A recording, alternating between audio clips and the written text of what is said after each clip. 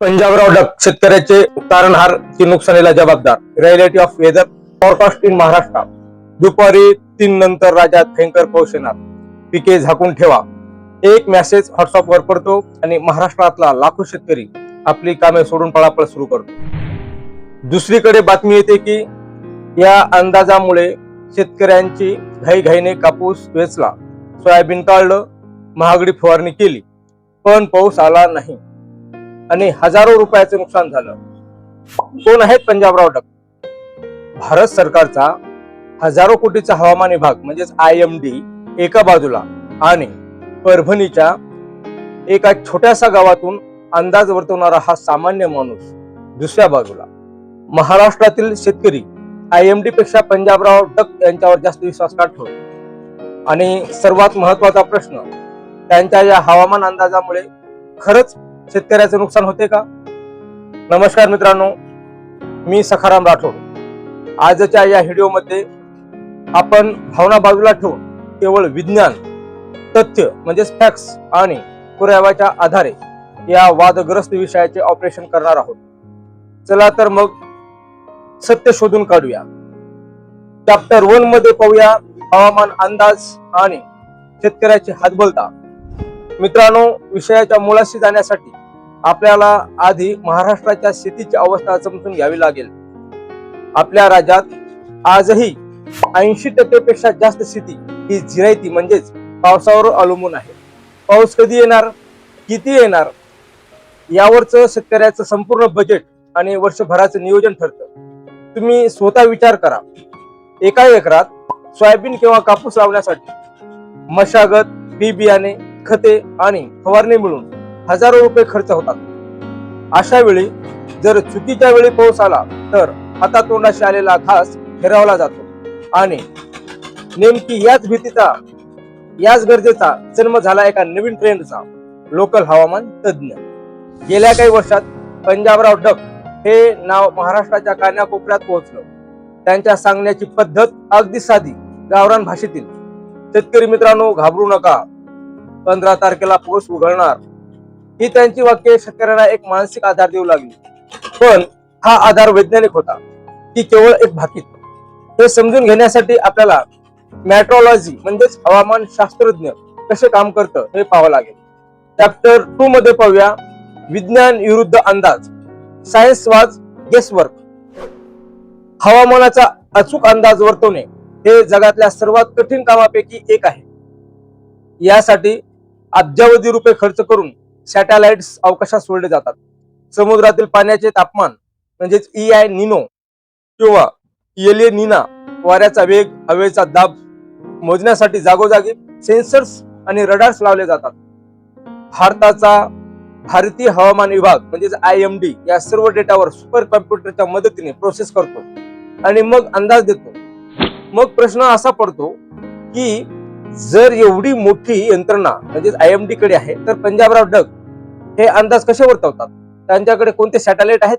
मित्रांनो, सत्य हे आहे की बहुतांश लोकल हवामान अभ्यासक हे इंटरनेटवर मोफत उपलब्ध असलेल्या आंतरराष्ट्रीय वेदर मॉडेल्स जसे की GFS, ECMFW, इंडो ॲप अभ्यास करतात आणि त्या आधारावर स्वतःचे आडाखे बांधून माहिती देतात. ही माहिती चुकीची नसते, पण ती रॉ डेटा असते.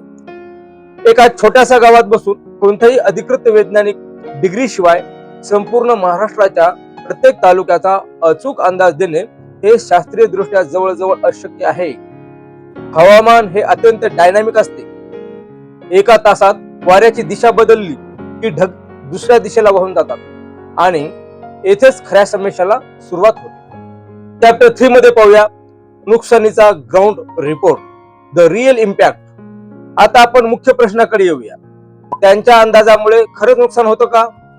याचं उत्तर आहे होय, अनेकदा होतं. कसं ते मी तुम्हाला उदाहरणासहित सांगतो. नंबर 1, फवारणीचा खर्च. स्प्रेइंग. समजा एखाद्या अंदाजात सांगितलं गेलं की उद्या दुपारपासून भयंकर पाऊस येणार. शेतकरी काय करतो? आपल्या पिकावर अळी किंवा रोगाचा प्रादुर्भाव होऊ नये म्हणून घाईघाईने महागड्या औषधाची फवारणी करतो. पण दुसऱ्या दिवशी पाऊस येतच नाही, कडक ऊन पडतं, औषध वाया जातं आणि शेतकऱ्याचा हजारो रुपयाचा फवारणीचा खर्च पाण्यात जातो. दुसरं उदाहरण जर पाहायचं तर काढणीची घाई, प्री मॅच्युअर हार्वेस्टिंग. दुसरं उदाहरण समजा काढणीला आलेलं सोयाबीन किंवा कांदा, पावसाचा अंदाज ऐकून शेतकरी जास्तीची मजुरी देऊन रातोरात पीक काढून घेतो आणि झाकून ठेवतो. पाऊस येत नाही, पण घाईघाईत ओले काढलेल्या पिकाला बुरशी लागते, दर्जा घसरतो आणि बाजारात भाव मिळत नाही. मित्रांनो, हे हवेत बोलत नाहीये. अनेक कृषी तज्ञांनी आणि कृषी विद्यापीठाने अधिकृतरित्या हे वारंवार सांगितले आहे की अशा अनधिकृत अंदाजावर विश्वास ठेवू नका. काही ठिकाणी तर त्यांच्या विरोधात पोलिसात तक्रारी आणि गुन्हे दाखल करण्यात आलेले आहेत. कारण जेव्हा अंदाज चुकतो तेव्हा नुकसान भरपाई द्यायला हे हवामान तज्ञ समोर येत नाहीत. चॅप्टर 4 मध्ये पाहूया आपण, शेतकरी IMD वर विश्वास का ठेवत नाहीये, द सिस्टम्स फेलियर. पण येथे आपल्याला नाण्याची दुसरी बाजूही पाहावी लागेल. जर पंजाबराव डक यांचे अंदाज चुकतात तर शेतकरी अधिकृत सरकारी हवामान विभागावर म्हणजेच IMD वर विश्वास का ठेवत नाहीये? याचं कारण आहे कम्युनिकेशन गॅप, म्हणजेच संवादाचा अभाव. IMD चा अंदाज कसा असतो? मध्य महाराष्ट्रात काही ठिकाणी हलका ते मध्यम स्वरूपाचा पाऊस पडण्याची शक्यता आहे. यात काही ठिकाणी म्हणजे नेमकं कुठे? मध्यम पाऊस म्हणजे किती हे शेतकऱ्याला समजत नाही. दुसरीकडे पंजाबराव कसे सांगतात? परभणी, हिंगोली, जालनावाल्याने उद्या दुपारपर्यंत सोयाबीन झाकून घ्या, पाऊस फिक्स आहे. मित्रांनो, माणसाचं मानसशास्त्र म्हणजेच ह्युमन सायकोलॉजी असं आहे की आपल्याला कदाचित पेक्षा नक्की हा शब्द जास्त आवडतो. जरी तो खोटा असला तरी शेतकऱ्याला हमी हवी असते आणि सरकारी विभाग वैज्ञानिक मर्यादामुळे ती 100% हमी देऊ शकत नाही. याच गॅपचा फायदा या सोशल मीडियावरील हवामान तज्ञांना मिळतो. चॅप्टर 5 मध्ये पाहूया निष्कर्ष आणि उपाय, कॅल्क्युलिझम अँड द वे फॉरवर्ड. मग यावर उपाय काय? कोण बरोबर आणि कोण चूक? मित्रांनो, सत्य हे आहे दोन्ही मध्ये कुठेतरी आहे.